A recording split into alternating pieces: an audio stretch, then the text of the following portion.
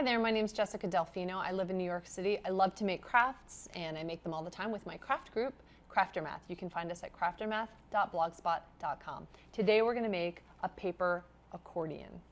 So it's pretty easy. Basically you need a couple pieces of paper. The flimsier the better because they're easy to fold. We're going to have two strips of paper that are about the same length and about the same width. So we're going to start by taking our pieces of paper. I'm going to use a hot glue gun, but you can also use Elmer's or probably even tape for this. Just put a little dollop there and put these two together sort of at this kind of a, is that perpendicular, I believe is what it's called, where they come at an angle like this.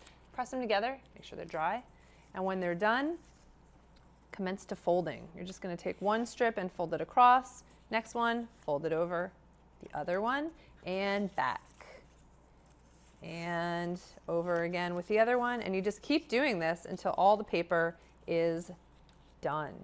Doesn't have to be perfect, doesn't have to be fancy. This is a fun little craft. Of course, you can make it as specific, as perfect as you like.